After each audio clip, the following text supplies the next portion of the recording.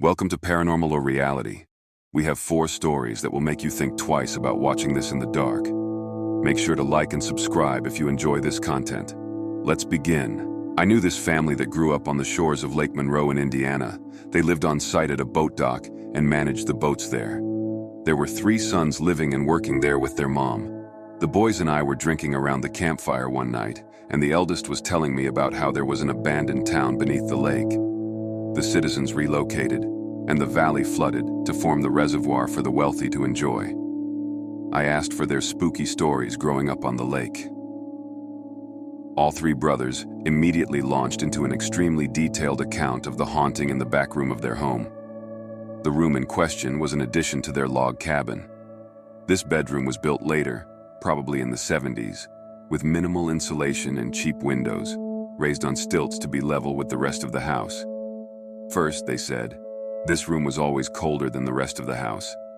I laughed and said that was normal for a cheap addition. They got serious and insisted that it could get cold enough in that room to see your breath even on warm summer nights. They had always found the room creepy, but it was their guests who had the really hellish nights there. Every time a guest stayed in the room, they always mentioned feeling a hostile or threatening presence, and some had even been woken by slaps, whispering, or hissing. Come morning, they often found guests had moved to the couch in the den. That felt a little anticlimactic, so I goaded them a little surely. They had a better story for me. That's when they told me about the ghost girl. Some nights, the 2 eldest brothers would go catfishing in the dark. That's how they first saw it, a pale, white light bobbing in the darkness along the shoreline. It flickered like fire, but wasn't the right color, they said. It didn't stand out at the time because they figured it was just another person noodling like they were. It wasn't till the morning that they realized that the person they'd seen had been halfway up the side of a sheer cliff, bobbing along at a walking pace. After that, they would see it multiple times but didn't talk much about it. One time while night fishing, around 3 a.m., they finally decided to check it out a little closer. This time the light was bobbing along a low shoreline, so they approached in their fishing boat and called out to her from behind. They could see it was a girl or woman in a white nightgown, and that she was barefoot. She didn't stop or even slow down. Intrigued, they circled to get in front of her and greeted her again, asking if she needed help. They swore to me, in that aggressive way that young men do when they're actually scared, that it was a little girl in a white nightgown with no face. I was told this story in 2013 on the shores of Lake Monroe, IN, by a bunch of boys who had previously been trying to act macho and flirt with me. But when this topic came up, their demeanor changed. I know the details aren't terrifying, but it was the delivery that got me. Either they had rehearsed for this their whole lives, or this was something that they had really experienced, just a couple hundred feet from where we were sitting. When I was 17 years old, I had my first experience with the paranormal. It started with every time my mom and sister went out shopping, and I was home alone, I'd hear it. Keys jingling in the front door, the click of the lock, the scrape of the door sliding opened and closed as my dogs rushed to the front door, barking to greet whoever just came home. I'd hear my mom or sister tell the dogs to stop jumping, and the dogs would stop barking and go about their business.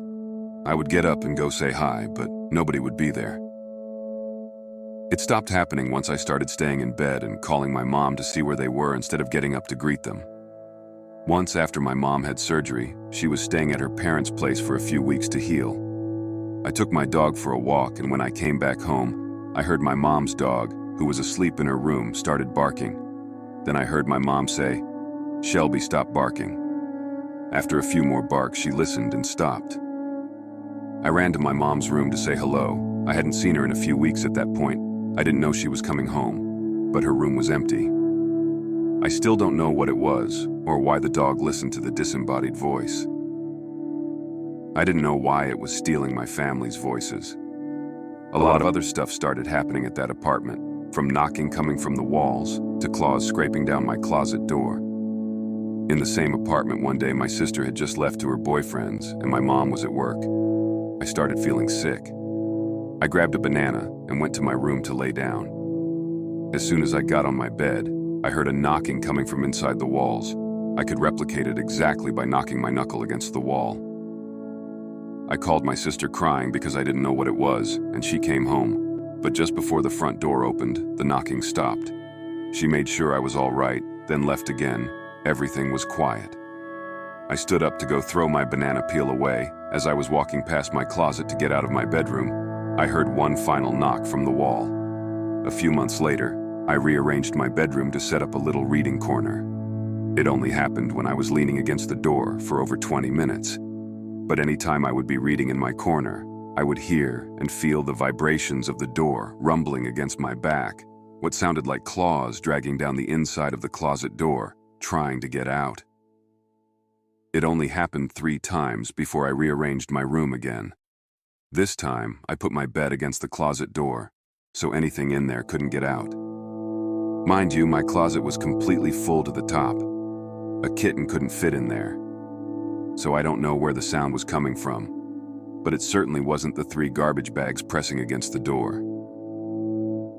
I still heard things coming from my closet after moving my bed against it, but I felt safer knowing it couldn't get out. I just remembered at that same apartment I was lying in bed, right at the edge of the bed with my hand over the edge when I heard a loud bang, like someone punched my dresser across the room. It made me jump into the middle of the bed. A few seconds later, my bed started aggressively vibrating off the floor. When we finally moved into our house, our neighbor came over to greet us and brought up that I was so young to be into older men.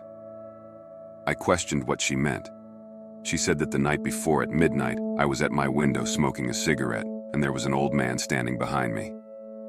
My mom, sister, and I were the only ones living there. No man would be in our house at midnight. The attic was my room. We put a latch on the door because it would open randomly. One day I heard stomping around in my room like a man in work boots. When I went up there, no one was there. I had multiple occasions that the latch would just fall off, so I had to pull the chain tight to lock it so it wouldn't fall. Another day, the latch fell, and there was no way possible to relatch it. That day, the attic door started banging open and closed repeatedly for about 15 minutes right in front of me. My sister had the basement for over a year and wanted to switch rooms. So I moved to the basement, my first night down there at around 2 a.m. I woke up to my bedroom door creaking open. I just moved my eyes to look at the door and saw a skeletal-looking hand reaching into my room slowly. It got about halfway to the elbow before it just stopped for a few seconds, then slowly moved back out. As soon as the hand was out of sight, I whispered to my dog, "Go look in the hall." She was watching the door too. She got up, jumped off the bed, and ran into the hallway. She came back a few seconds later, and I immediately jumped up to slam the door shut and lock it. It couldn't have been my sister, since the stairs are creaky, and she wouldn't have been able to get back upstairs without me hearing. When the sun came up, I waited another couple till about 10 a.m. and woke her up asking why she was in my room the night before. And she was confused. She said she hadn't gone downstairs since she did laundry the afternoon before. We were the only 2 people home. We just moved 2 weeks ago, and lucky nothing has happened at this new house. This is my scary story. We lived in a big house that was located in the Blue Ridge Mountains. We grew up there, and nothing ever happened. But when we went to my grandma's house that was just down the road, the creepiest things would happen to my sister. She would say at night, after we all fell asleep, something would slap her across the stomach. She thought it was me and would go looking for me in another room. When she would come into the room, I was sound asleep. She would get so freaked out that I would let her sleep in my room. Another time we were outside playing, and it was getting dark. As we were cleaning up, I had to use the restroom. I told her I would be right back. She said okay, but when I got back, she was laying on the ground screaming and crying. She said she saw me come out of the house, run right at her, then punch her in the face. Then she said I took off around the corner of the house.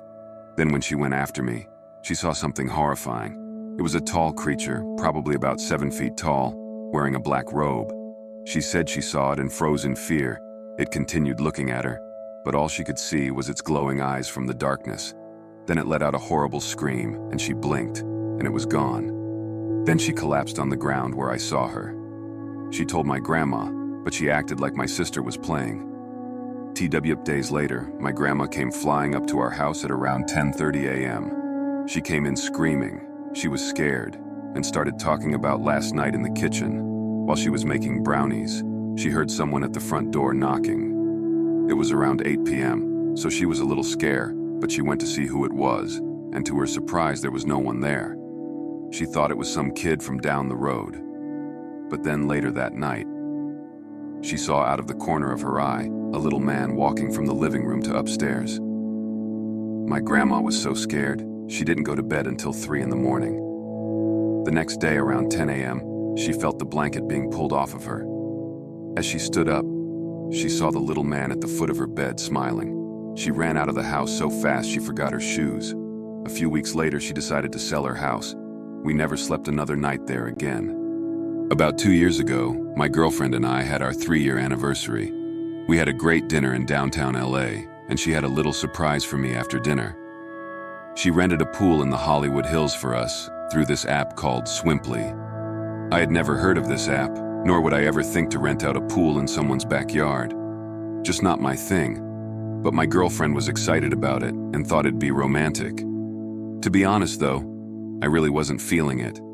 I didn't want to do it, but she had paid a decent amount for it and I didn't want to be a buzzkill.